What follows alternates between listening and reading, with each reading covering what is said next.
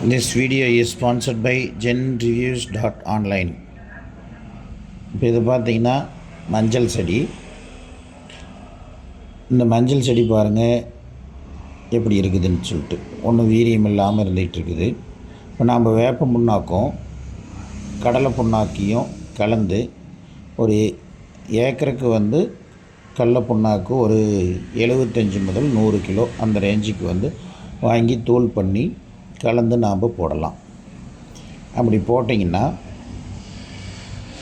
உங்களுக்கு அந்த கடலை புண்ணாக்கை அந்த செடி 3 நாளிலிருந்து நீங்கள் தண்ணி விட்ட 3ஆவது நாளிலிருந்து எடுத்துக்கிறதுக்கு ஆரம்பிச்சுக்கும்.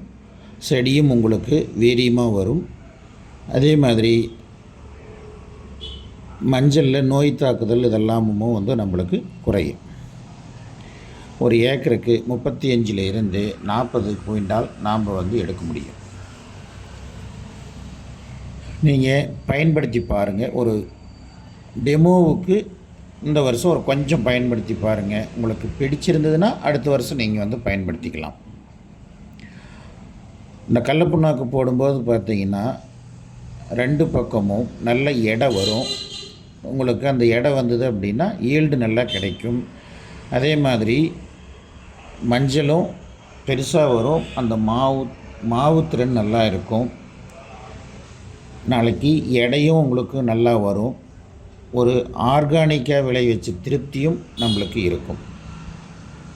இதுக்கு உரம் அதெல்லாம் அதிகம் போட வேண்டியதில்லை. நாம் தேவைக்கு அதிகமாக உரத்தை போட்டு செலவுகளை அதிகம் பண்ணி விளைச்சலை குறைச்சி நம்மளுக்கு விவசாயத்தில் நஷ்டம் அப்படிங்கிறத மட்டுமே நாம் பார்த்துட்ருக்குறோம். விவசாயம் எப்படி செய்யணும்னு நாம் கற்றுக்கிட்டு செஞ்சோம் அப்படின்னா நமக்கு விவசாயத்தில் நல்ல லாபம் கிடைக்கும்.